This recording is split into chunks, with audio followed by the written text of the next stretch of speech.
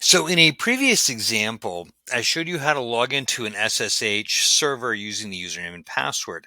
Now, another way to do this is using a public key private key pair.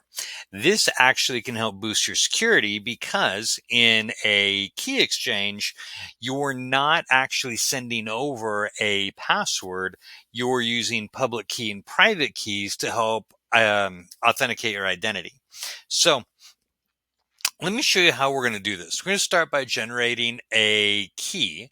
And so our command is going to be SSH dash key gen. So SSH key generate. And it will generate a public private key pair. It'll ask where we want to save it. So it's going to default to home David, which is my user.ssh and ID underscore RSA. So I'm fine with that. So I'm going to hit enter. It asks for a passphrase. Now I don't need to use a passphrase, but I can if I want to. And this makes it even a little more secure because now I have to use that passphrase and think and make sure I type the same passphrase twice. I need to use that passphrase in order to use that key. So if somebody does get a hold of my key for some reason and they don't have the passphrase, that's still not helpful. Now, this tells me where my public key is. Your identification has been saved in, your public key has been saved here.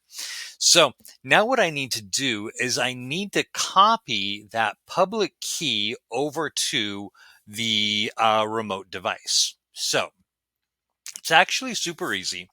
It's SSH-copy ID, copy-ID, copy-ID space dash underscore I, and then I'm going to put the full path, and I'm going to start with the tilde, which is /home/ your username.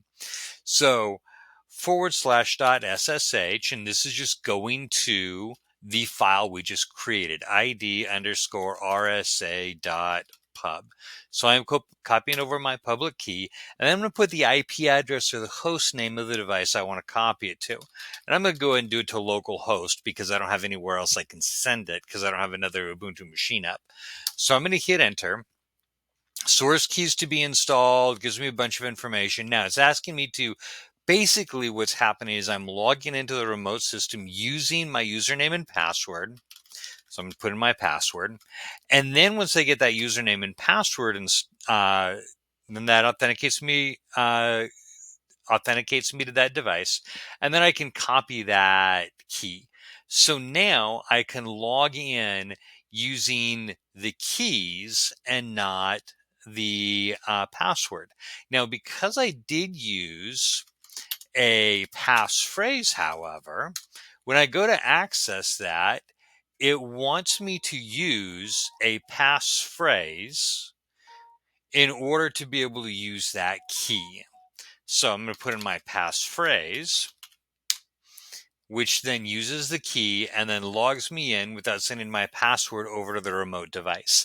That's why we like using keys. Now, we're not going to talk about this right now. We can talk about it more, hopefully, when we get to securing our server. But we can actually set up OpenSSH and we can disable login by password so that it can only happen through key pairs, which is just another way of bumping up the security for our OpenSSH server.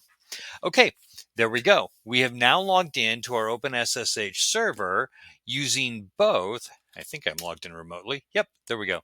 Using both a password and a public key private key pair.